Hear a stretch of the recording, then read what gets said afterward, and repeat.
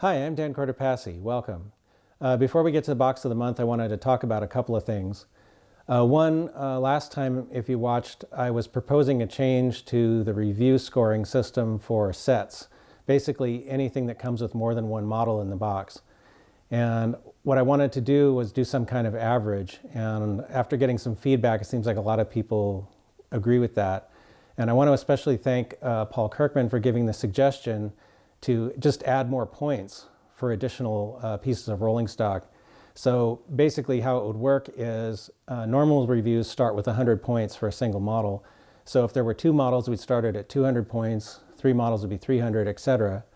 And then at the end, I would do an average, and then it would bring it back to the same kind of score that an individual model would get. It would be out of 100 basically.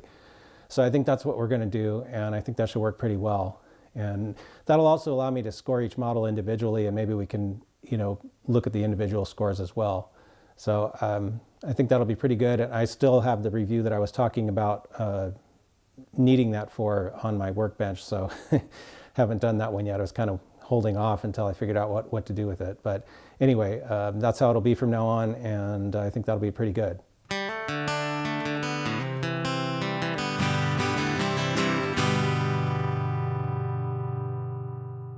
So the other exciting thing, at least for me, that I wanted to talk about is the train room. And some neat stuff has happened in there. I was able to get rid of the wall that I wanted to get rid of, and in its place there's now 3 posts that are providing structural support for the building, so it's nice and solid. And also there's a brand new level concrete floor, which replaces the original floor in there, which had all these different heights of pieces of concrete slab and stuff, and it would have been really hard to do something nice in there. My goal eventually with the train room is to kind of make it really nice. I would like it to be almost like a museum kind of a setting when you walk into the room, so it looks really comfortable and inviting. And this is a large step toward that. The room space is pretty good for us, an individual model railroad, as not a club, but just for one person. It's about approximately 36 feet by 19 feet. And with the posts in the middle, that's really not that big of a deal, because I think the best way to utilize the space is to probably do a central peninsula, and I'll wrap that around the posts, and when the backdrops are up and all the scenery's in and everything, you won't even know that they're there. So I think it should work out pretty good. And also, now that I know the final footprint of the room, I can start actually doing some real track planning. So anyway, that's all pretty exciting, and I'm hoping to share that on the channel too as I go along. So anyway, that's about it for that, and now we can get to the box of the month.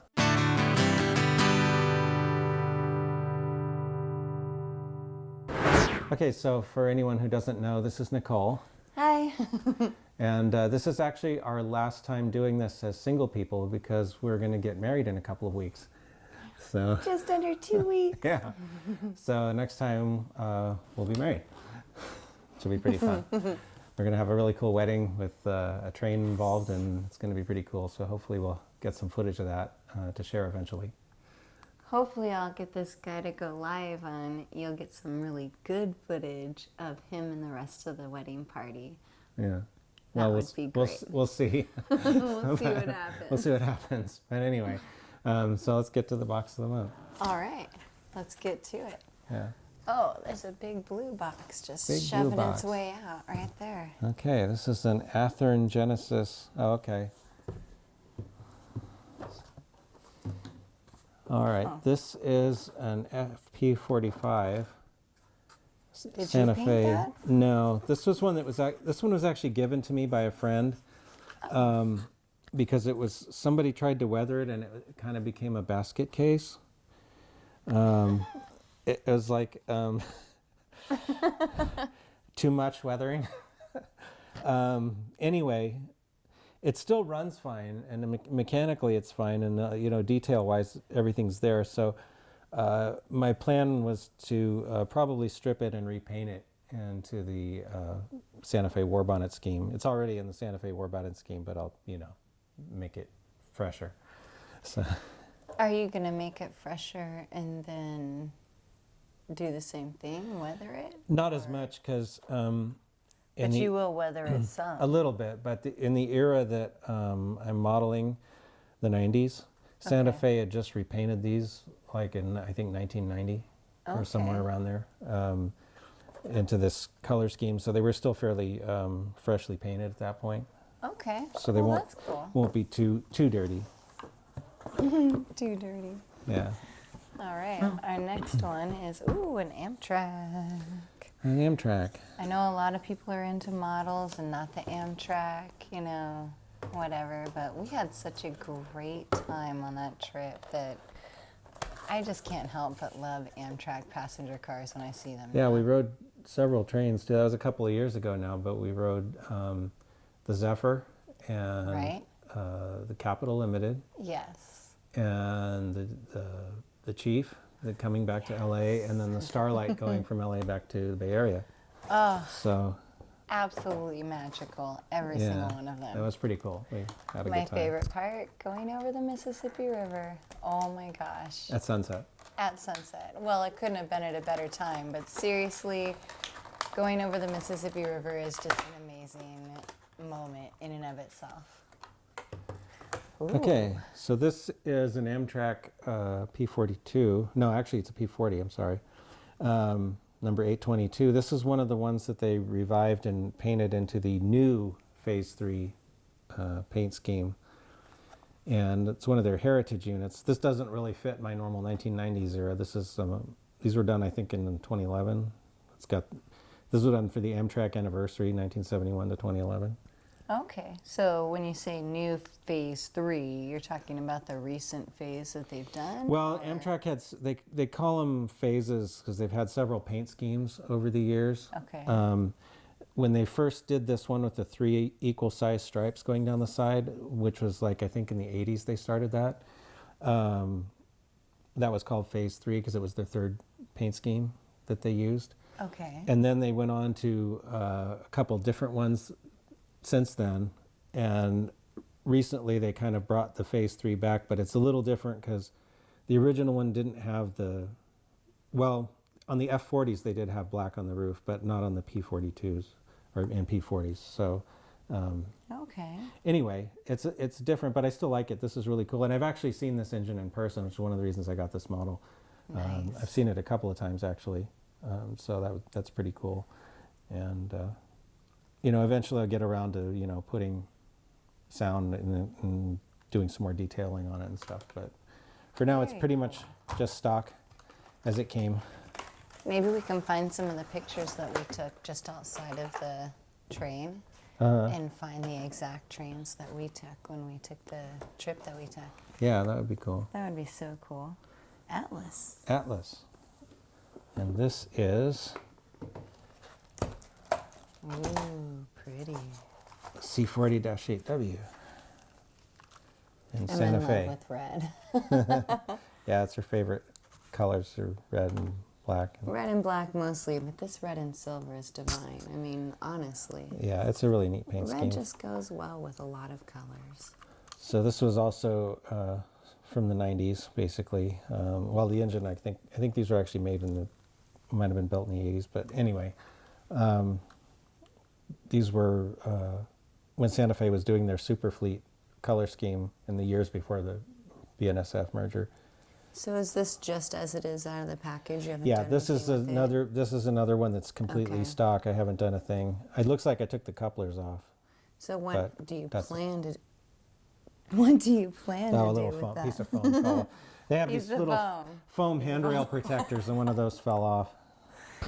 So what do you plan to do with this particular engine? Are you just weathering it? And Some putting it on weathering, the track? maybe just a little bit of detailing, and also adding sound and DCC, so that we'll run with my other equipment because it doesn't have a decoder in it right now. Okay. So, but other than that, it's going to pretty much be what it is. When you say no decoder, does that mean it won't run on the track with all the rest of the engines? Well, because There's I use DCC control for my trains as opposed to just simple direct current, which is DC. So in order for DCC to work, each locomotive has to have a little chip in it that they call it a decoder, but you can also think of it like a receiver. It takes a signal from the controller Okay. that's addressed to it. Like I would basically set the number to 876 since that's this engine's number. And then whenever this engine gets a command for that number, it knows that it needs to do something. Okay. So that way you can have multiple engines on the same track and they can be doing different things. Because if you just have DC and you have multiple engines on the same track, they'll all move or not move at the same time in the same direction. Oh, okay. Is DC when the track is electrified? Well, the track's always electrified, but with DC you're just controlling the voltage on the track to make the train move. Okay. Whereas DCC is more complicated. Okay, I get what you're saying now. So Well, that's fantastic. yeah, but Well, then I'm glad that everything gets changed to DCC. yeah, it'll be good, and you know. Well, we have a very similar train right here. Yeah, this is another Atlas, and this is a B40-8W in Santa Fe. Now, what's the difference between this train and the other train? The number of axles. This one has 4 axles. The other one had 6. Okay, so what's 1, 2, what's 3, the 4. point? Well, back in the 90s, the 4-axle engines were used mostly for high-speed, like stack trains. Okay. There were, I guess, for some reason, and I don't know all the logic behind it, but that's a lot of railroads were using those kind of engines to pull those kind of trains, and using the 6-axle engines for heavier trains. Okay. Now almost everything is 6 axles, Really? but nobody's really making 4-axle freight engines anymore. So although some of the 6-axle freight engines only have 4 motors, so it's kind of, I don't know. Anyway, I just like the models. But anyway, this is another one. It's kind of the same deal as the other one. It's going to be, just some light weathering, maybe add a few details here and there, and, put a decoder in it. Okay, so did you just want one of each, the 4-axle, 6-axle, or was it about the numbers in this one? Actually, I think I have like about 3 or 4 of these, of this one, and I have maybe 3 of the other ones. Okay. But a lot of times they ran them at the front of a train in sets with multiple engines. So that's what Okay. I'm trying to be able to reproduce. Fantastic. This one says DCC ready. Yeah, that means it doesn't have a decoder, but it's ready for one. Athern. Athern. Oh, so it won't run in DCC, but it's ready to Right, if you run. plop a decoder in it, then it will run. Okay. This is another Amtrak Heritage unit. This is a P42. This is number 145. And basically in the same exact paint job as the one we just saw a minute ago.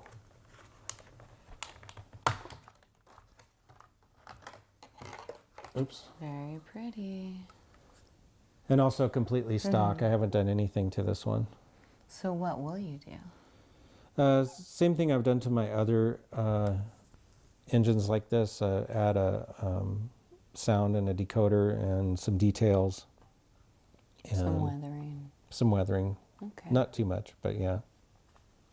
Very cool. So I do have some more modern equipment than the 90s, and this is part of that, collection, I guess you could call it. Very cool. Very cool. They're one of my favorite because that means that people are moving. Mm-hmm. I know a lot of people like the, goods are moving, but I like it when people are moving about, Right. visiting. And this is like the Amtrak box. Really? This This is another Amtrak engine. This is a Kato P42. Now, what's the difference between? It's just different companies. Different companies. That one's made by Ather, and this is made by Kato. Okay. this Which one is is- a little more realistic?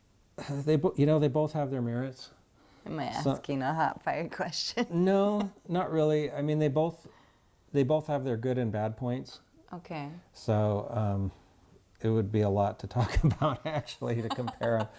But Okay. This I one can al- see that. this one already has a sound and DCC decoder in it. Ooh. So it's pretty much ready to go. Although I would probably want to detail it because it needs a little more, it's a little, both the Athearn and the Kato are a little bit lacking in small detail parts that I like to add. So. Small detail parts Like, the hoses on the ends and the uncoupling levers, and there's a lot of stuff that goes underneath these engines. There's plumbing, and that they don't really, well, the Kato has a little more than the Athearn one doesn't down there, but they could both use a little bit of help. Okay. But they're overall pretty accurate models. And this That's is nice. this one is in the Phase 5 scheme, so this is what they're using now, basically. Oh, so this would be what we rode in. Yeah, and I think I even have a photo somewhere of number 150, which is what this is.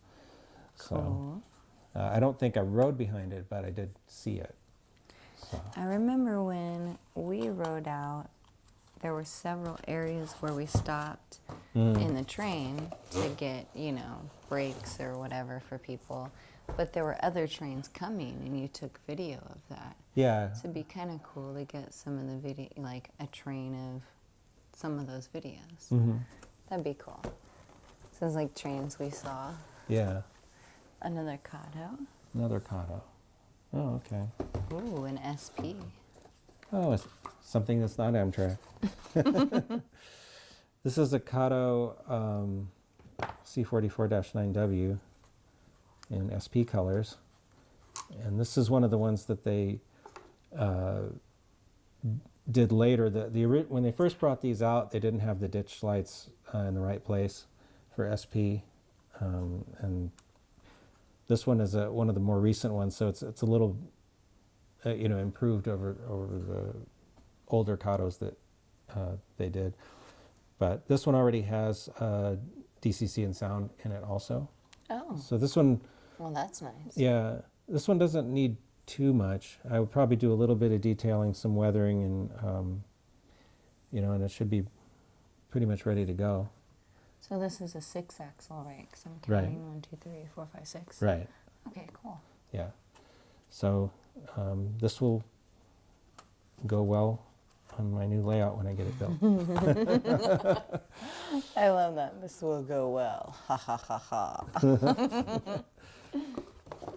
Well, you got to. The whole point of having all this stuff is to eventually use it for something, not just have it in boxes. Slickly back to Amtrak. Oh, here we go. Another P42. This is number 66, which is one of their, was one of their heritage units. I think this one might have got wrecked, the original. But When you say heritage, what does that mean? Amtrak, for their anniversary in 2011, they painted up several of their engines in older paint schemes Okay. to commemorate their anniversary. Oh, okay. So this was the Phase 2 unit, which has the big red and blue stripes and the tiny white stripe. Oh, So Phase 3 has 3 equal-sized stripes. Gotcha. And the Phase 5 has that blue wave thing going across the roof. Okay. So anyway, this is another one that's pretty much straight out of the box, nothing done to it. And those were all in the same year that they did that? Yeah, they put out, I think so, pretty much the same time.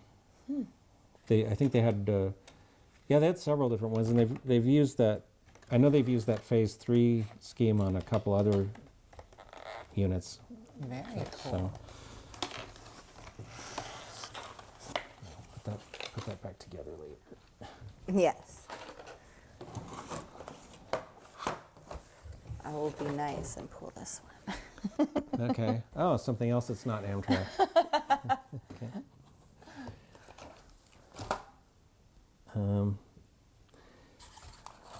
It's a Southern Pacific B23-7.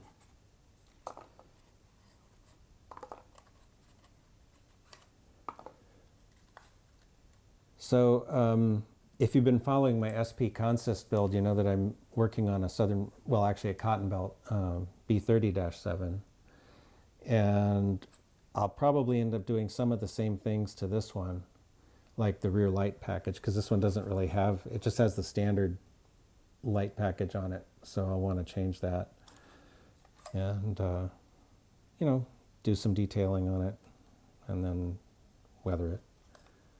Okay. So, but that's for the future. Got to get through the ones I'm working on now first. The consist bill. Yeah. Yes. Give But- the people what they want. Yeah.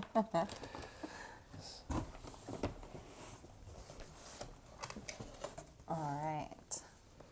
And this is, oh, It looks pretty great. yeah, this is this is an Is it undecorated. What is this thing? Oh, okay. This is kind of a What is that? this is a GP39-2. Yeah. And I'm not sure why I got this. I think maybe I was going to do a Santa Fe unit out of it. Where are all of the pieces that are on the other ones? Like all the handrails and all that Probably in the. Oh, okay. Oh yeah, Oh. there's. Whoop, Oh, and on the floor. and on the floor. Okay. So within the box, there Within are the all box, pieces. yeah. Okay. I think the fuel tank just bounced away, but Oh yeah. no, we need that.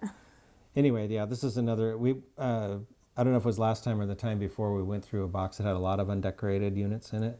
Okay. So maybe this one should be in that box. Maybe. But anyway, yeah, it's if an we Atlas. had numbered them. Yeah. Should probably try to organize this stuff a little better sometime. After the wedding, okay. Yeah. Yeah. No, no. All right, final one. You ready? Final one. Okay. What is it? What is it? Amtrak. Amtrak. Oh, yay. I knew you really wanted another one. Okay. So this looks like a P42 in the old Phase 3 scheme, which I was has gonna say. which has a gray roof rather than the black roof. That's a more orange stripe than red, almost. This was how they were painted when they were built back in the 90s. Okay. So this one will actually work better for my era. But it's pretty much like the other ones. Haven't done anything to it. Needs to be weathered. Needs to be weathered. Needs to be have the sound and all that stuff put in it. So Okay.